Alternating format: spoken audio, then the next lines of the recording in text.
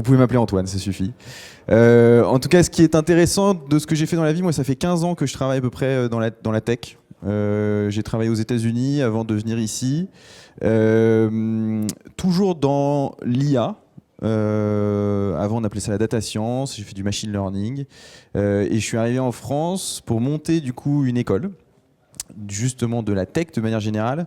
On enseigne principalement du coup l'IA, la data et la cybersécurité.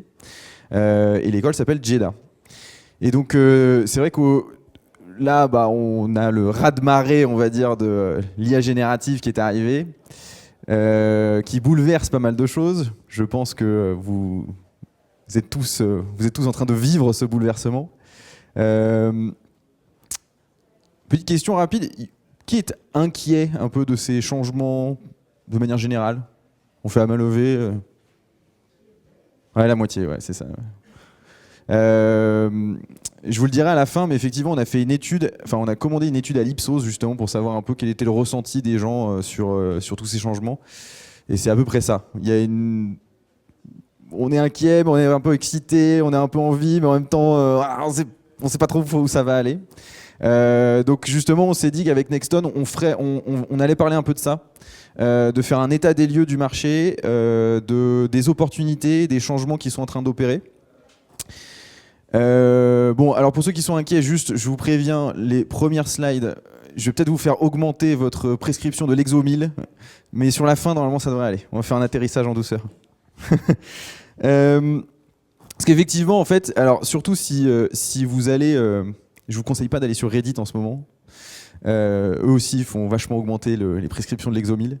Mais parce que ce qu'on voit beaucoup, c'est l'IA générative est arrivée, enfin ChatGPT, Mistral, particulièrement ChatGPT, OpenAI. Et là, ça recrute plus. C'est mort, il n'y a plus rien, il n'y a plus d'opportunités. Et il y a beaucoup de journaux qui titrent ça. Alors je vous en ai tiré quelques-uns. Alors il y a Développeur, la fin d'un règne, j'ai beaucoup aimé celle-là. Marché de la tech au point mort, carrément. Bon, alors vous doutez bien que moi, si j'arrive devant vous, je vais nuancer un peu ces propos. Mais c'est vrai que on la ressent, l'inquiétude, et c'est vrai que nous, en tant qu'école particulièrement, on la sent directement parce qu'on forme les gens à ces sujets-là. Et donc, on va y aller un peu étape par étape, et on va essayer de creuser un peu ça. Alors d'abord, effectivement, il y a un graphe que moi j'ai bien aimé qui a été fait par des Américains pour le coup, indépendants, qui regardaient un peu justement le marché de l'emploi du software engineer. Et pour la suite, du coup aussi, j'aurais pas la prétention de vous donner un peu tout le marché, de tous les impacts possibles, imaginables dans tous les emplois, de tous les secteurs. Moi, je vais beaucoup me focus sur vraiment, on va dire, les impacts directs de l'IA et des gens qui vont travailler dans ces domaines-là. Mais je pense que vous aurez extrapolé même pour vos jobs. Mais en tout cas, en fait, ce qu'on a vu et qu'on a un peu oublié, je dirais, c'est qu'en fait, on a eu quand même une période de Covid où alors il y a eu un engouement, je ne sais pas si vous vous rappelez, mais il y a eu un engouement phénoménal sur justement, il faut recruter des devs. Pourquoi ? Parce que vu qu'on peut rien faire d'autre que d'être sur Internet, il faut qu'on fasse des applications. Et donc du coup, on s'est mis à faire plein de trucs comme ça. Et alors là, vous le voyez en fait, pour ceux qui sont au fond, vous voyez peut-être pas, mais les dates où vous voyez des gros pics sur tous les pays de recrutement en software développeur, c'est exactement la période Covid.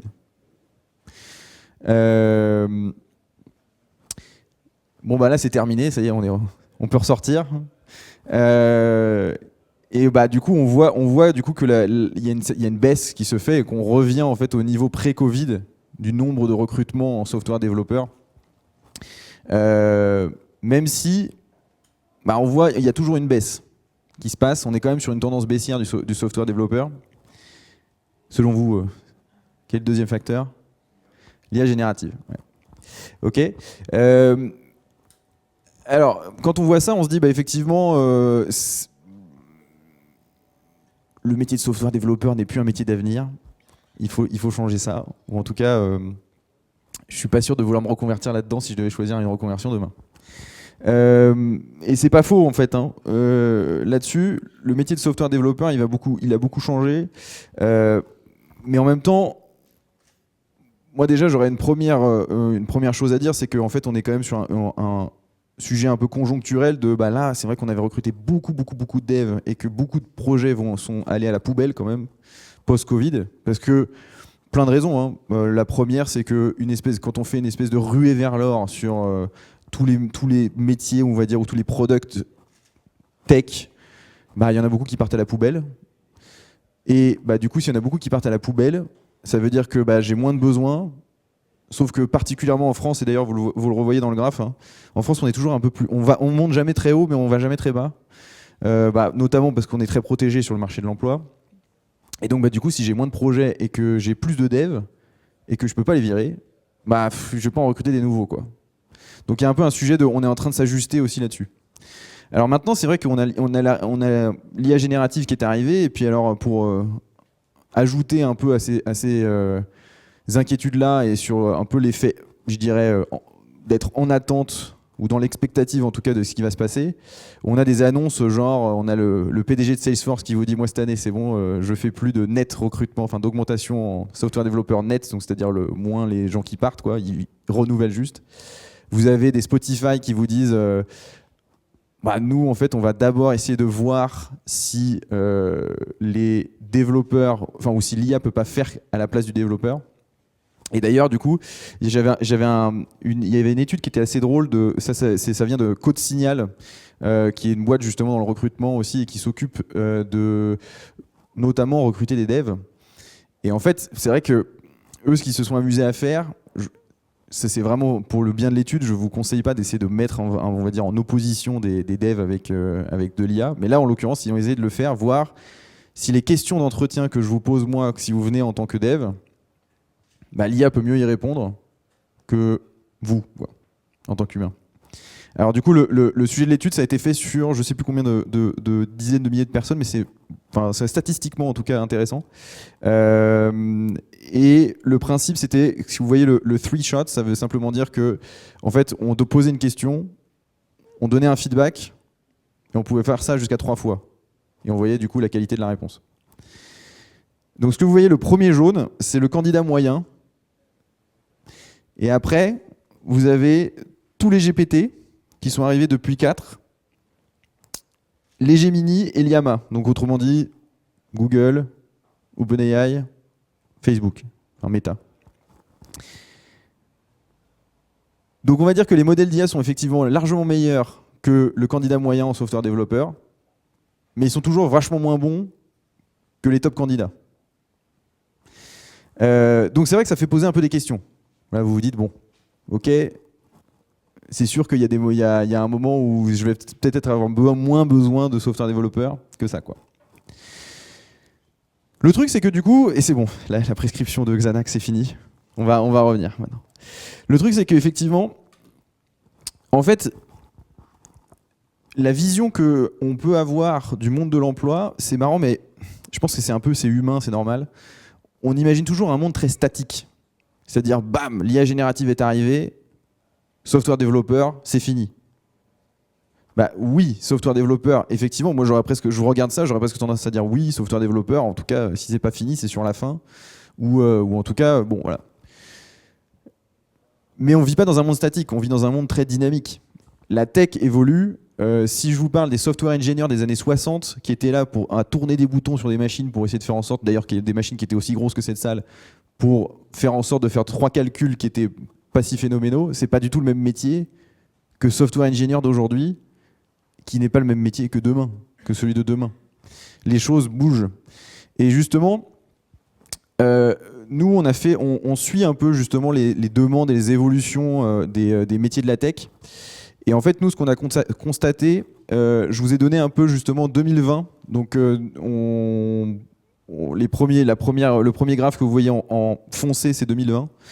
Et le 2025. Et du coup, c'est des offres qu'on suit, c'est-à-dire c'est en 2020, combien il y avait d'offres à un jour donné ouvertes, c'est-à-dire de combien de jobs on a besoin en ce moment, à un jour donné. Et on a fait à la même jour, même date, à 5 ans d'intervalle.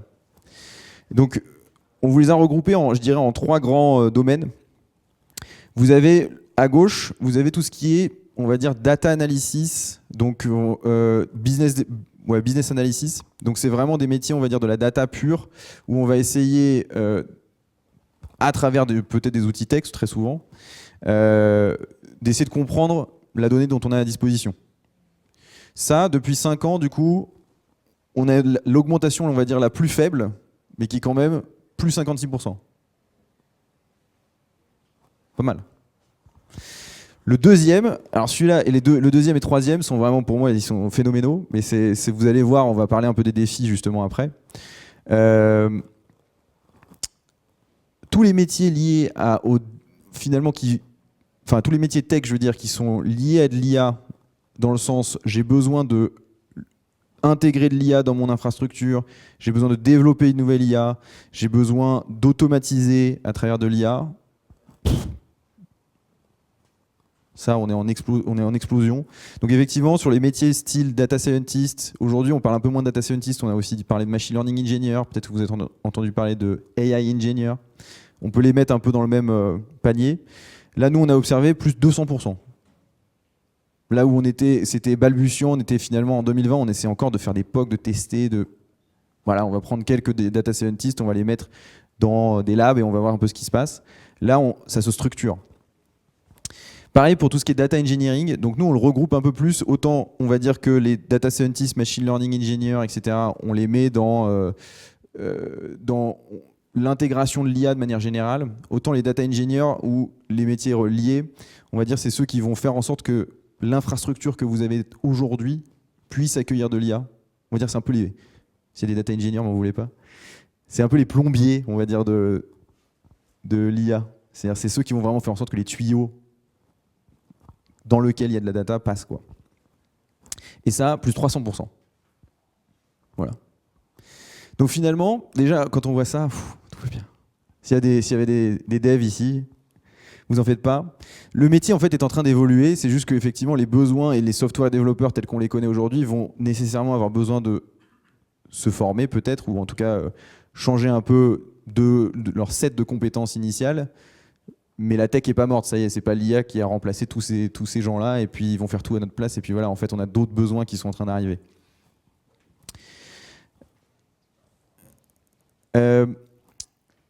J'étais allé voir du coup un peu ça, c'était ce que nous on a observé nous chez Jeddah, on le suit nous en tant qu'école. Je voulais un peu confronter ça avec justement le marché de manière plus globale. Il y a 2 études qui ont été sorties du coup par PwC et l'autre par LinkedIn, mais qui confirment un peu cette tendance. C'est-à-dire qu'eux se sont amusés à vraiment regarder l'impact de l'IA, qu'est-ce que ça donne, etc. Et en fait essayer de répondre à la question. Ce que nous, on aurait eu plus de mal à répondre, très honnêtement, c'est est-ce que l'IA va détruire plus qu'elle va ne créer de jobs, ce qui est un peu le sujet, c'est est-ce que l'innovation va finalement créer plus de jobs ou plus d'opportunités qu'elle va en détruire. Alors, la réponse pour eux est effectivement oui, dans le sens où, déjà, ce que vous voyez là, on va dire, c'est plus à un niveau, notre niveau d'entreprise, j'aurais presque envie de dire micro, tandis que là, on est sur un niveau macro, où en fait, ce qu'on voit, c'est que tous les métiers, tous les jobs qui incluent de l'IA, dans leur set de compétences, donc c'est bien plus large que tech, sont en augmentation dans tous les secteurs. Ce que vous voyez dans les traits rouges, en bas à gauche, ça c'est l'augmentation dans tous les secteurs confondus. Alors vous avez des secteurs qui sont plus en croissance que d'autres, mais au global ça va.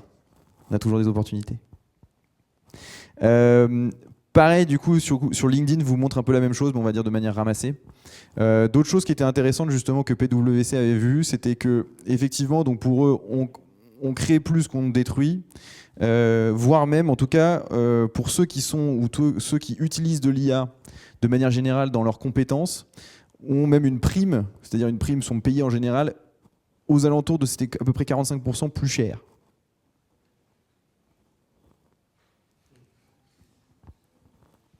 Voilà. En tout cas, la trend se confirme. Et puis, je pense qu'il y a 2-3 éléments qui quand même nous montrent que les changements vont être plutôt en faveur des nouvelles opportunités. Après, ce sera à voir comment. Mais c'est qu'au global, bon, je pense que je ne vais pas revenir 10 ans sur tout ce qu'on a fait, mais notamment rien qu'au niveau français, on a des niveaux d'investissement qui sont phénoménaux et franchement, honnêtement, rarement vus. Donc, il y a dans le plan France 2030, par exemple, il y a 2,5 milliards qui sont juste pour les projets d'IA. Je pense que vous avez sûrement entendu passer, tous Mistral, le chat, mais bien sûr, mais vous avez vu justement le AI Summit où vraiment beaucoup de choses ont été annoncées. Il y avait un chiffre que je trouvais intéressant quand même, c'est qu'on s'était amusé à regarder les levées de fonds, le niveau de levée de fonds, c'est-à-dire combien en levée de fonds on a amassé d'argent, donc d'investissement privé dans les startups. Donc nous, là, sur 2024, on est à presque 2 milliards, ce qui est assez énorme comparé aux levées de fonds qu'on a fait du coup dans les années précédentes. Donc ce qui est bien, c'est que non seulement du coup, il y a une vraie volonté des pouvoirs publics d'aller vraiment très fort sur l'IA, mais on attire quand même des investissements privés. Ce qui est intéressant parce que ça permet vraiment d'avoir un panel très large d'offres et donc d'avoir des produits comme Mistral derrière qui sont très intéressants. En fait, tu t'avais une question ? Ouais, ça c'est des chiffres en absolu, c'est intéressant, mais relativement parlant par rapport aux autres pays, on se situe. Alors oui, effectivement, c'est une très bonne question. Dans les top of the top, où on est un peu à la... Alors la question, effectivement, je vais la répéter peut-être pour le micro, mais c'est des chiffres en absolu. Effectivement, c'est vachement impressionnant. Est-ce que relativement parlant, on est dans le top du top ou pas ? Alors effectivement, donc je vous ai mis le 3e chiffre, où au global, en fait, on va dire dans le monde, on est à 78 milliards d'investissements. Donc j'ai envie de dire, on est très loin derrière les Américains. Ça, c'est toujours le cas. Les Américains, dans ces 78 milliards, ils en pèsent 62. Voilà. Mais par contre, le deuxième est effectivement la Chine. Et après, en fait, si on prend que les pays européens un par un, vous avez la France. Donc, c'est toujours difficile de rivaliser avec des puissances comme OpenAI et grosso modo, vos deux pôles, Amérique-Chine. Mais c'est pas pour autant qu'on n'a pas des produits qui sont hyper intéressants et qui sont toujours compétitifs. Effectivement, donc là, tous les grands milliardaires, plus notre cher président nous a dit essayez le chat. Donc avec Mistral, c'est quand même, pour moi, c'est vrai que c'est un vrai fleuron de l'IA en France quand même, et c'est hyper intéressant ce qu'on a réussi à faire avec assez peu de moyens. Notamment, par exemple, si vous comparez un peu ChatGPT avec un Mistral, en termes de performance, vous êtes au même niveau. Par contre, vous êtes sur des niveaux de frugalité, c'est-à-dire la taille du modèle, l'énergie que ça coûte de manière générale d'utiliser un ChatGPT versus Mistral, qui est de l'ordre de 1 à 10. C'est des modèles qui sont beaucoup plus petits, mais tout aussi performants. Il y a d'autres choses qui font que l'adoption de ChatGPT est bien plus forte aujourd'hui, mais c'est d'autres défis.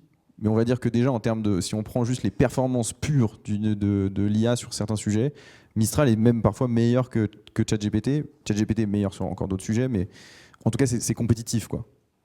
Pareil, vous avez aussi d'autres technologies qui sont hyper intéressantes. Vous avez peut-être entendu parler de Hugging Face, qui est un endroit c'est une startup qui grosso modo est là pour hoster des IA, des datasets, des choses comme ça. Ça existe depuis maintenant un peu de temps, bien avant que l'IA soit en train d'exploser. Mais aujourd'hui, c'est valorisé 45 milliards ou quelque chose comme ça. Donc on a des beaux produits.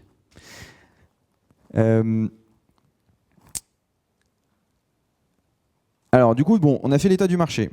On sait à peu près ce que ça donne. Il y a des inquiétudes autour du software développeur, mais effectivement, il y a quand même des opportunités qui se créent.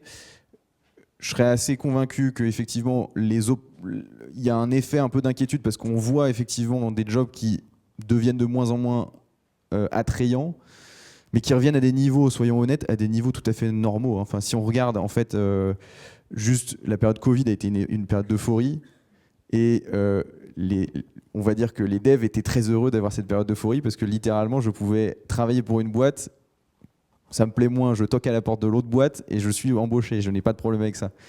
S'il y en a des devs parmi vous, si vous étiez sur LinkedIn, tous les 2 jours, vous aviez 4 demandes de recruteurs disant est-ce que vous Vous êtes à l'écoute du marché. Voilà. Donc on est passé d'une période où effectivement c'était l'Eldorado et très facile de trouver des jobs à finalement un truc, soyons très honnêtes, très normal en fait. On est revenu sur des niveaux de marché qui sont assez normaux. Forcément du coup ça appelait moins, mais voilà, c'est juste que c'est à des niveaux plus normaux. Pour autant il y a quand même encore pour moi une nouvelle ruée vers l'or qui va arriver en termes de jobs et de besoins. Ça met un peu de temps à se construire parce qu'il y a des éléments on va dire conjoncturels qui font que du coup il y a un peu une situation d'attentiste des entreprises. Mais du coup je trouve que ce qui va vous donner des perspectives sur vraiment ce qui va se passer et les jobs de demain, c'est un peu de parler des défis, je dirais aussi de l'IA, les prochains, ce qui va arriver, ce qui est arrivé et ce qui va arriver. Et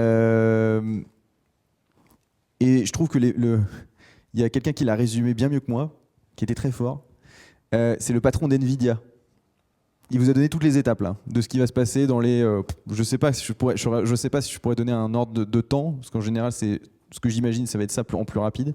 Mais bon, 5-10 ans, on va dire. Voilà, c'est le futur. Voilà. Vous pouvez prendre en photo, effectivement. C'est ce qui va se passer. À peu de choses près. Donc en fait, on est passé par 4 étapes. Enfin, on a 4 étapes, on va dire.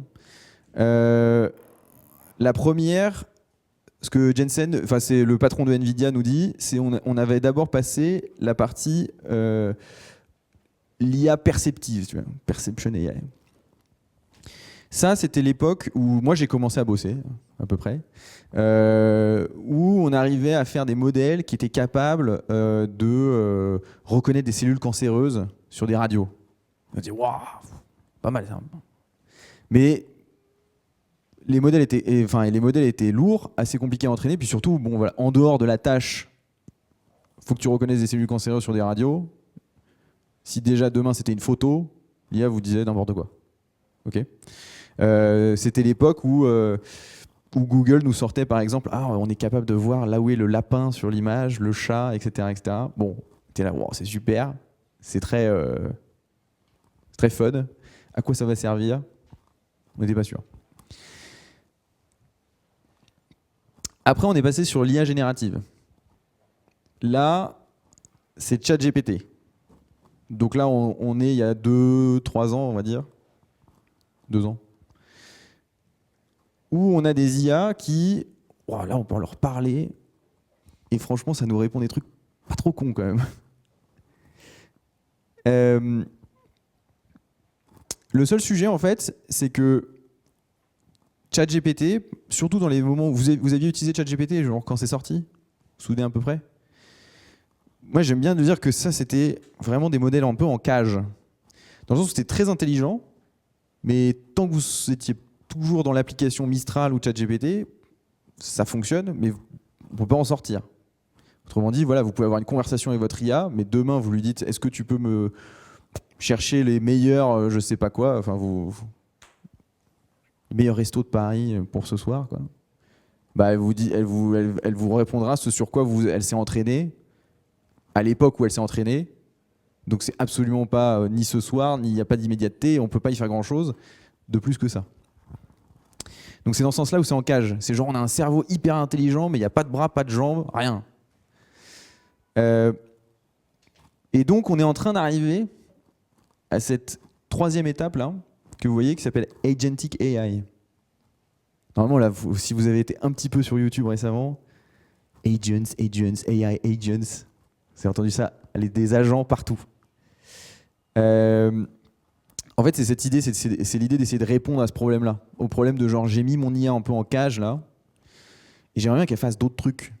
Là, franchement, ça se voit qu'elle peut prendre des décisions qui sont pas mal, à partir d'instructions qui sont floues. Vous voyez, par exemple, aujourd'hui, quand vous utilisez maintenant ChatGPT, il y a des outils qui sont prévus dedans. Vous avez la Deep Search, par exemple, qui vous permet d'aller qui cherche sur Google. Si vous utilisez Perplexity, avant, Perplexity utilisait ça, fait toujours ça d'ailleurs. Mais vous avez d'autres choses qui peuvent être faites. Et on est un peu dedans parce qu'aujourd'hui, effectivement, on a les premiers outils. Donc on a par exemple la Search, On a l'OCR, c'est-à-dire de prendre des fichiers, de regarder ce qu'il y a dedans. On a de l'exécution de code. Tiens, ça c'est très bien aussi. C'est-à-dire que l'IA peut écrire du code, mais elle peut l'exécuter, voir le résultat et se dire « Ok, il faut que j'ajuste ». On n'est pas encore complètement... Je dirais que là, si vous voyez, on est un peu entre l'étape 3, enfin l'étape 2 et l'étape 3 complète, dans le sens où, sorti de ces outils, on n'a pas encore grand-chose. C'est déjà pas mal, hein. Mais c'est pas complet. Dans le sens où, par exemple, ça devrait arriver bientôt, mais booker un voyage, par exemple, vous dites « Ah ouais, je vais faire un trip, je sais pas où, je fais un road trip, machin, prends-moi mes billets d'avion, blablabla. » Trop compliqué pour le moment. Ok. Mais c'est en train d'arriver. Il y a notamment une innovation qui est très intéressante. C'est ce qu'on appelle les protocoles MCP. Vous endormez pas, je vous promets, après je fais plus de trucs techniques.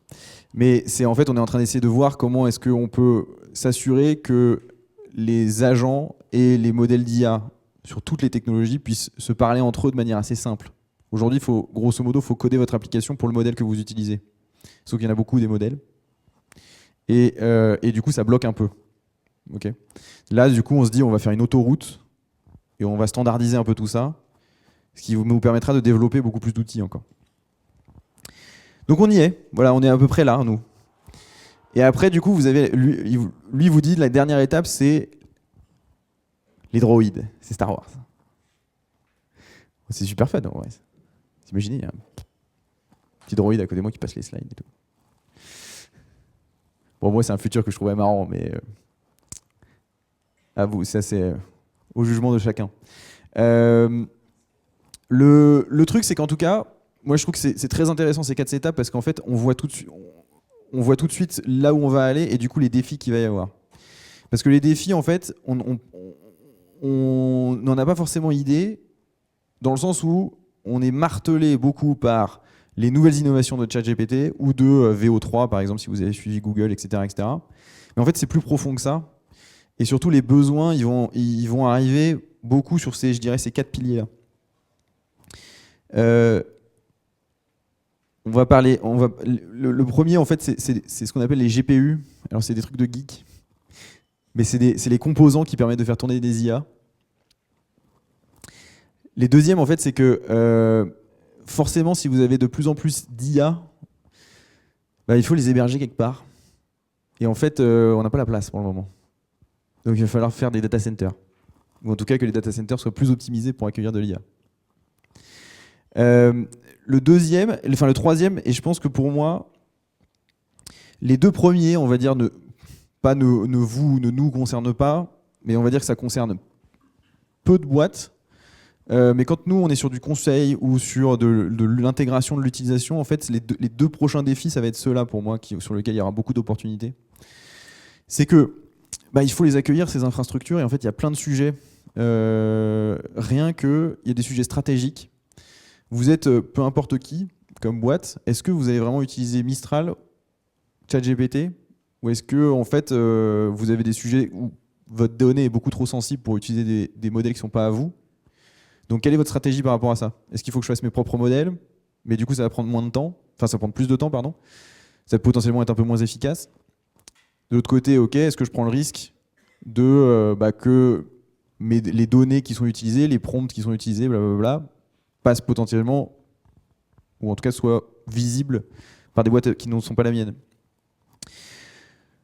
Donc ces deux défis-là sont assez intéressants. Alors on va y aller rapidement, parce qu'il me reste 15 minutes. Je vous ai mis juste une photo d'un GPU. Si vous étiez des gamers, vous savez ce que c'est. Mais pour ceux qui ne savent pas ce que c'est, ça ressemble à ça. Ça tient vraiment, c'est assez gros en fait. Et c'est pour ça qu'on a un problème. Et c'est pour ça que c'est les défis de demain, c'est que c'est trop gros.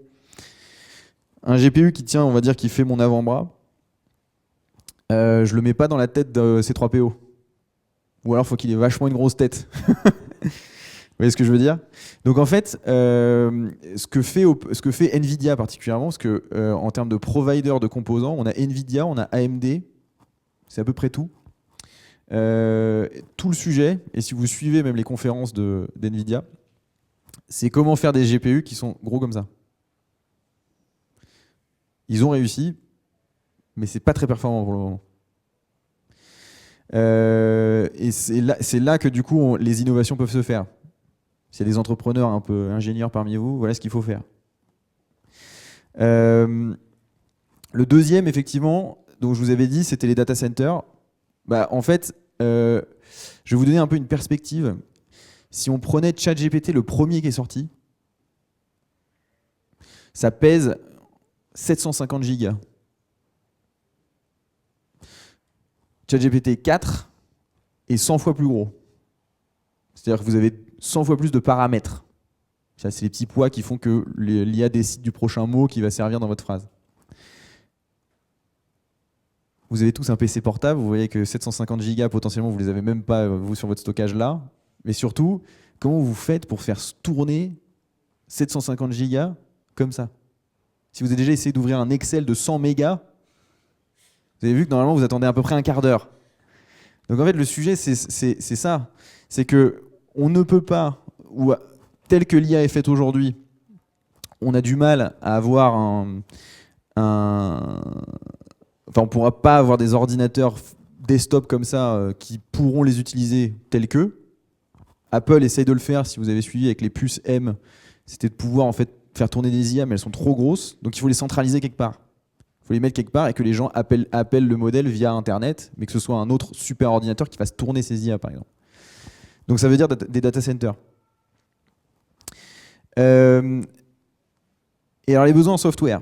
Alors, il y a plein de trucs, là, je vous ai listé plein de trucs.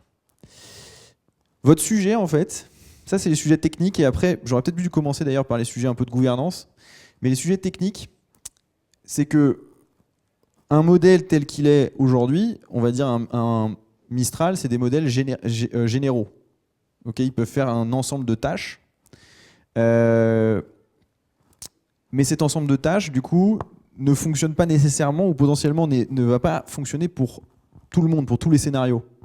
Notamment, le scénario classique, c'est que vous avez les modèles se sont entraînés en général sur de la donnée open source. Plus ou moins. Ce qui est sûr, c'est qu'elle ne s'est pas entraînée ou qu'elle ne connaît pas les données internes de l'entreprise qui pourtant sont hyper utiles. Je vous prends un exemple de JEDA par exemple. C'est que nous, on utilise de l'IA par exemple pour que nos élèves puissent apprendre plus facilement. Le truc, c'est que ChatGPT ou Mistral, dont on utilise Mistral, ne s'est jamais entraîné sur les données des contenus que nous, on a créés. Et pourtant, là, ce qu'il faut, c'est que le modèle puisse avoir accès à ces contenus pour ne pas raconter des conneries du coup aux élèves, surtout pour des gens qui apprennent. Donc voilà, ça c'est le premier truc. Il faut qu'on adapte les IA, et il y a des techniques qu'on appelle du RAG, du fine-tuning, qui sont utilisées et qui vont être un peu ce qu'on va devoir faire pour intégrer les IA dans différentes entreprises.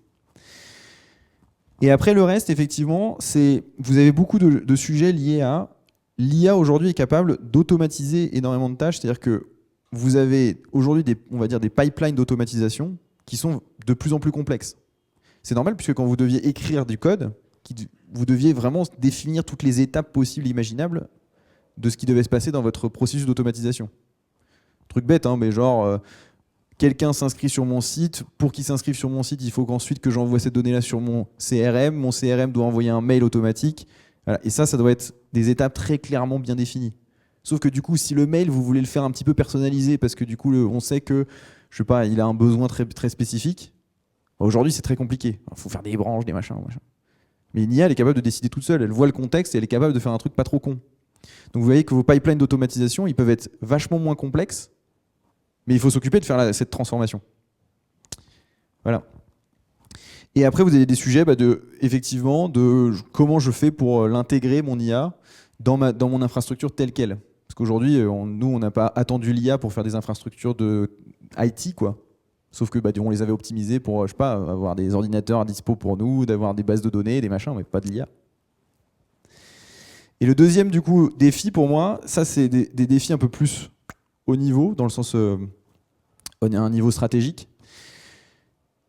C'est que, je vais vous montrer après le résultat de l'étude Ipsos, mais c'est qu'au global, ce qu'on voit, c'est qu'il y a un effet attentiste, on va dire, des entreprises, mais en même temps, il y a un effet rué des individus. Je vais pas vous poser cette question-là, remarque, mais enfin la question que je voulais vous poser, mais dans l'étude que vous allez voir, il y a, je vous la spoil, vous avez à peu près 30% des gens qui utilisent des outils d'IA qui n'ont pas été autorisés par l'entreprise. C'est genre, en gros, j'ai utilisé ChatGPT parce que c'est vachement plus simple, mais voilà. Et on pourrait se dire quel est le problème, c'est pas très grave. Bah si, parce que par exemple, si vous travaillez pour, je sais pas, le ministère des Armées et que vous avez des audits ou des reports à faire qui sont vachement longs sur des données hypersensibles, que vous n'avez pas le temps, que vous dites putain, bon, je peux pas, mais j'ai pas le choix, et que vous le faites, bah vous posez potentiellement un risque parce que votre donnée est très sensible. Vous voyez ce que je veux dire? Donc en fait, il y a des sujets de genre, c'est comment j'intègre l'IA, c'est quoi ma stratégie, est-ce que je dois utiliser des modèles américains, est-ce que je dois utiliser des modèles français pré-créés, est-ce que je dois être consommateur de ça, est-ce que je dois faire mes propres modèles? Ça se pose plein de sujets. Il y a des sujets effectivement compliance, c'est-à-dire est-ce que je dois être, comment je peux faire pour être compliant par rapport à la RGPD, par rapport au AI Act qui est arrivé. Vous avez les sujets d'éthique, c'est-à-dire je vous avais parlé de frugalité tout à l'heure. La frugalité, c'est effectivement, est-ce que moi je veux diminuer mon impact carbone, je veux peut-être utiliser moins de data center, parce que c'est pas parce que vous utilisez de l'IA que vous êtes vert, hein. Au contraire, plus vous utilisez de l'IA, plus ça consomme. Donc est-ce que je dois utiliser des énormes modèles, ou est-ce que je peux pas optimiser, avoir des modèles plus petits, qui sont peut-être un peu moins performants, mais qui pourraient très bien résoudre mon problème. Pareil pour la sécurité, et après vous avez des sujets de formation. Donc la sécurité, je vous ai déjà illustré la chose. Voilà. Je fais les questions après, parce que vu qu'il me reste un peu moins de temps, je vais vous donner un peu les trucs. Donc en fait, du coup, moi je dirais vous avez 4 pans de métiers, qu'on pourrait dire d'opportunités, mais qui vont créer des métiers après derrière. Je vous ai mis les premiers, c'est du coup les métiers un peu techniques. C'est les métiers d'engineering, donc c'est data engineer, AI architecte. Vous avez les métiers d'administration, si vous entendez parler des systèmes administrateurs. La partie cybersécurité, bien évidemment. Si vous avez entendu parler du prompt injection, c'est-à-dire d'essayer de détourner des utilisations de l'IA pour qu'elles nous sortent un peu la donnée sur laquelle elles sont entraînées. Vous avez les intégrateurs d'IA, ce qu'on appelle les ML engineers, les AI engineers. Et vous avez tous les métiers liés à la gouvernance. On parlait beaucoup de data manager, de consultants en data. C'est ceux qui vont pouvoir accompagner un peu cette transformation. Pour moi, vous avez les 4 grands pans des prochaines transformations. Et pour terminer, du coup, je voulais teaser assez, et c'est effectivement le ressenti des gens face à tout ça. Parce que c'est vrai que là, je vous parle un peu top-down, c'est-à-dire un peu quelle est l'offre, c'est quoi ce qui va se passer, etc. etc. Mais les gens, qu'est-ce qu'ils en pensent? Et ce qu'il en ressort, donc je vous disais, il y avait un premier chiffre que je trouvais dingue, c'était qu'effectivement, on utilise l'IA, qu'on ait le droit ou pas le droit, quoi. Le deuxième, c'est que, en fait, il y a le même chiffre, c'était 28% pour les deux, des gens qui se sentent largués par l'IA. C'est-à-dire, c'est trop, je ne sais pas quoi faire. Je vous laisserai lire les autres chiffres, mais au global, en fait, la conclusion que nous, on en tire de cette étude Ipsos, c'est qu'il y a d'un côté un espèce d'effet attentiste des employeurs, en tout cas des entreprises. C'est genre, putain, il y a tellement d'innovation, je ne sais pas trop où aller.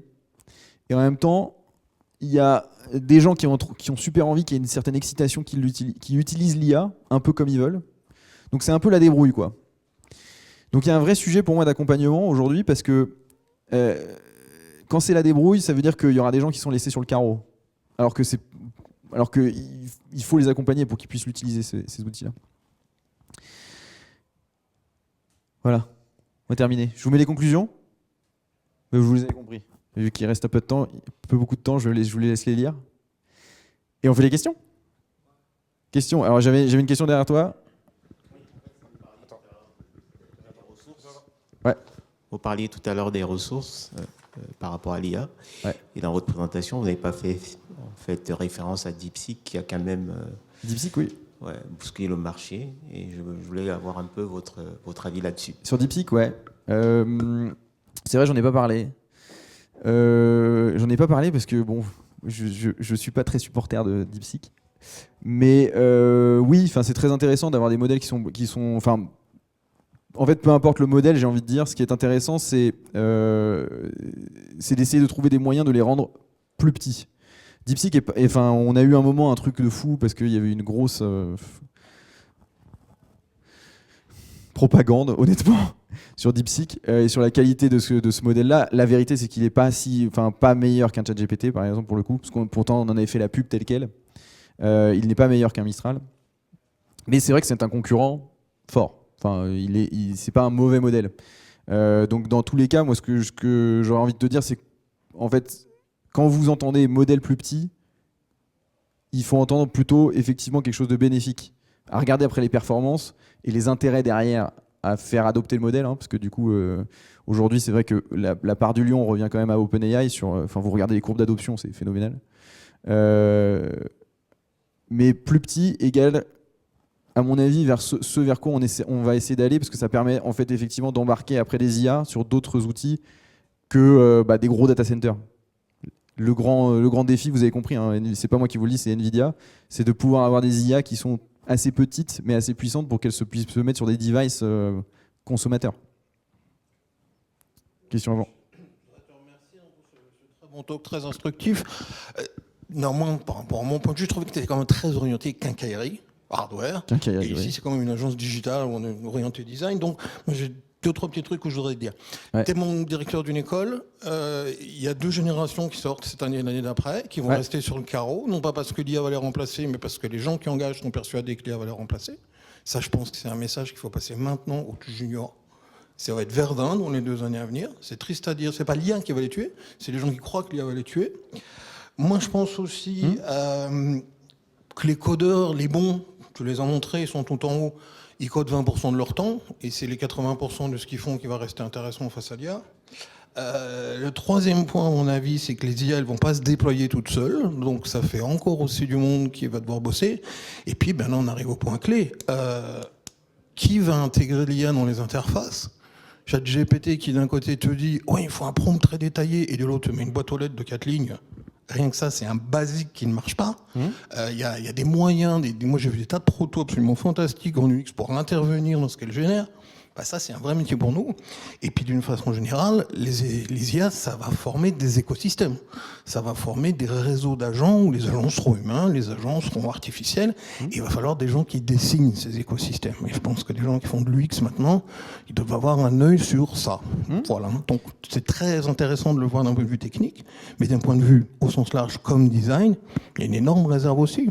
Ah oui, alors comme je disais au début, hein, on arrive aux mêmes conclusions et ce que tu mentionnes, je l'ai mentionné, mais effectivement, ce que je disais au début, c'est nous on est une école de la tech, on n'est pas, j'aurais pas prétention à donner l'ensemble de ce qui va se passer sur le domaine. Je vous partage ce que j'en sais, mais effectivement.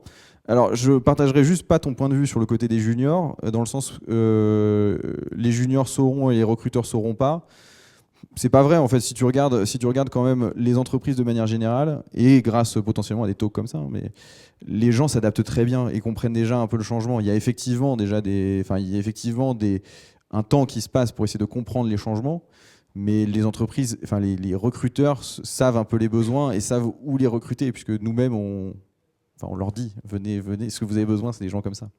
Donc les juniors, ce sera pas Verdun. Il y a une période de transition, ça je suis d'accord, mais c'est pas de 2 ans et c'est pas Verdun. J'aurais pas cette analyse. Sur l'ensemble des métiers, sur l'ensemble, encore une fois, je peux pas dire. Je peux parler sur des sujets, sur des métiers techniques, sur des métiers qui n'ont rien à voir avec ce que j'enseigne. Effectivement, j'aurais pas la prétention de dire. Voilà. Est-ce qu'il y a une toute dernière question? On arrive à la fin de la time box. On peut en faire une rapide si vous en avez une. Ouais, c'est bon. Ah pardon, je voyais pas. Ouais. C'est qu'aujourd'hui, tu vois, les IA sont entraînés sur un dataset. Aujourd'hui, on commence à dire qu'ils ont tout consommé.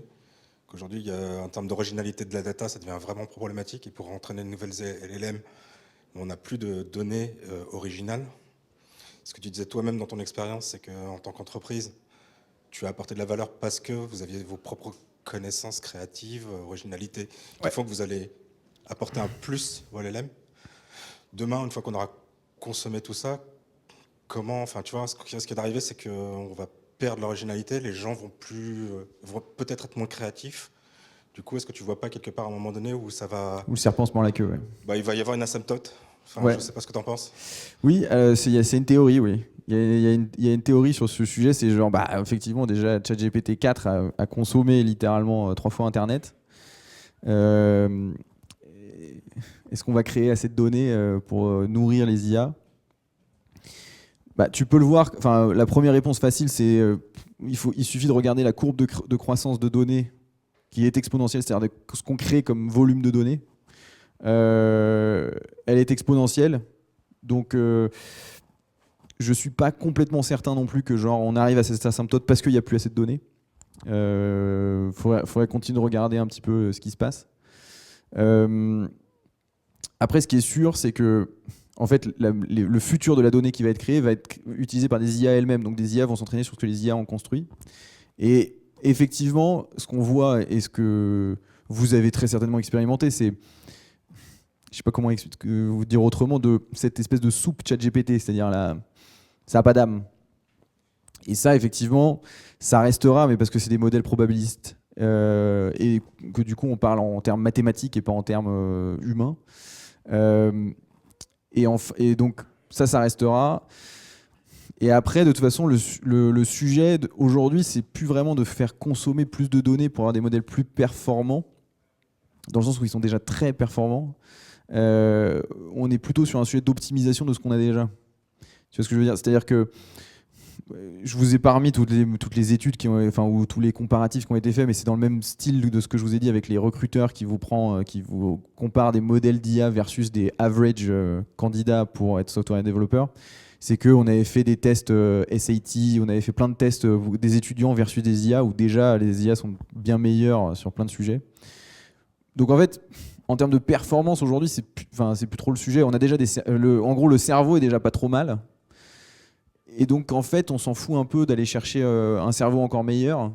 Ce qu'on veut aujourd'hui, c'est qu'il ait des bras et des jambes. Tu vois ce que je veux dire ? Donc, en fait, ça se voit. Si vous regardez d'ailleurs les modèles vous pouvez suivre OpenAI et même Mistral. Hein, les nouvelles versions qui sortent ne sont pas en fait des vraiment nouvelles versions sur des modèles réentraînés sur plus de données. C'est des modèles qui intègrent un peu plus d'agentique, en fait. Donc, voilà. Je pense qu'en fait, il va y avoir un peu ce mix de genre, là pour l'instant, on essaie d'optimiser pour rendre le cerveau mettable dans une boîte crânienne et de lui donner des bras et des jambes. Tandis que dès qu'on aura vraiment encore plus de données et qu'on pourra se dire, ah ouais, le cerveau, il pourra encore plus créer parce que la donnée qu'on crée maintenant, elle a encore plus de valeur. Là, du coup, on repartira sur essayer de faire des plus gros cerveaux, quoi.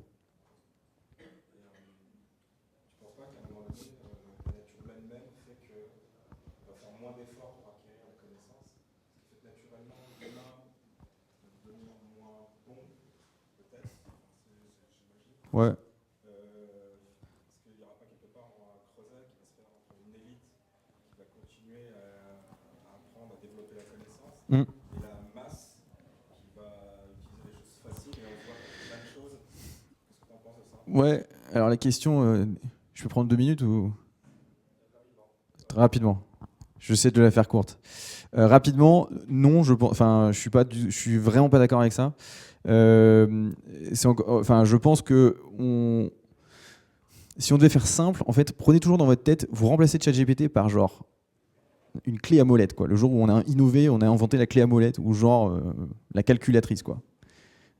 Est-ce que le jour où on a ramené la calculatrice, on s'est dit effectivement il n'y a plus besoin de calculer, donc on n'a plus besoin de réfléchir, donc non, on réfléchit juste sur d'autres trucs.